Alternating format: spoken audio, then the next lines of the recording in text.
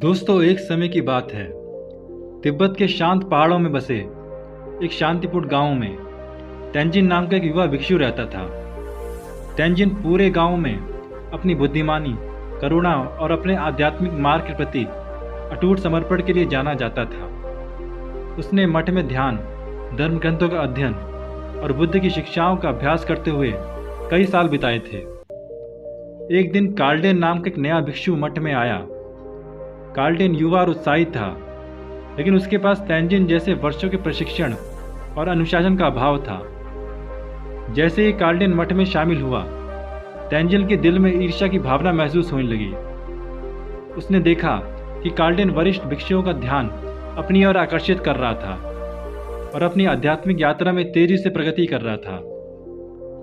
तेंजिन उस ईर्ष्या की भावना को दूर नहीं कर सका जो उसे निगलने लगी थी। उसने खुद की तुलना कार्लडेन से करना शुरू कर दिया और हमेशा ऐसे तरीके खोजने लगा जिससे उसे लगे कि वह श्रेष्ठ है।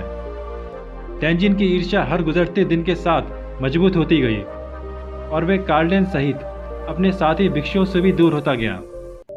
एक शाम तेंजिन ने मठ के बुद्धिमान पुराने मठाधीश से मार्गदर्शन लेने का फैसला किया। उसने कार्लडेन के प्रति अपनी ईर्ष्या और कड़वाहट को स्वीकार करते हुए अपने दिल की बात सामने रख दी। मठाधीश ने धैर्यपूर्वक सुना और फिर दयालुता से मुस्कुराए।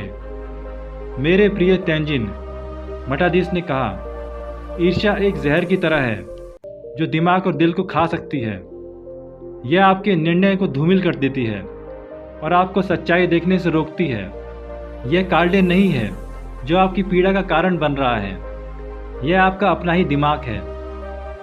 तब मठाधीश ने तेंजिन को दिमाग खोलने वाला एक किस्सा सुनाया। एक बार पड़ोसी गांव में दो किसान थे।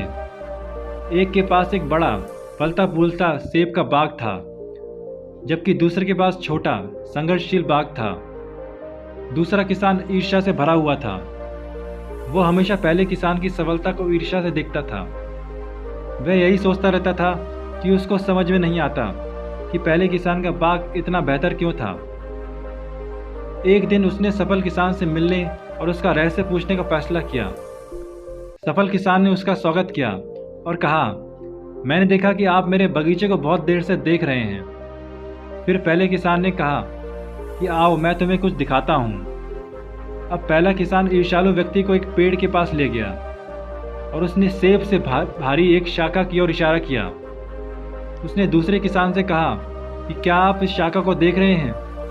यह कमज़ोर था और नीचे झुका हुआ था, इसलिए मैंने इसे छड़ी से खड़ा किया और इसकी अतिरिक्त देखभाल की, इसलिए इसका फल सबसे अधिक होता है। तेंजिन ने ईर्ष्यालु किसान की तरह कार्लडेन की स्पष्ट सफलता पर इतना ध्यान केंद्रित कर लिया था कि उसने अपने आध्यात्मिक विकास की उपेक्षा कर दी थी। अब मठाधीश ने तेंजिन से आगे कहा कि ईर्ष्या आपको अपने विकास और परिवर्तन के अवसर से वंचित कर देती है। खुद की तुलना कार्लडेन से करने के बजाय अपने रास्ते, अपनी प्रगति और अपनी यात्रा पर ध्यान केंद्रित करें। अपनी कमजोरियों को स्वीकार करें और उन पर काम करें, जैसे किसान अपने सेब के पेड़ की देखभाल करता था। तेंजिन को मठाधीश के शब्दों में समझदारी का एहसास हुआ और उसने उनके मार्गदर्शन के लिए उन्हें धन्यवाद दिया। अब वह नए उद्देश्य की भावना के साथ अपने ध्यान और अध्ययन में लौट आया। उसने अपनी ईर्ष्या को त्याग दिया और बुद्ध की शिक्षाओं को अपनाया। जैसे जैसे समय बीतता गया, तेंजिन की आंतरिक शांति और आध्यात्मिक विकास दृष्टांत में सेब के पेड़ की तरह खिल उठी। अब उसे कार्लडेन से ईर्ष्या महसूस नहीं होती थी, बल्कि उसने अपने साथी भिक्षु की प्रगति का जश्न बनाया।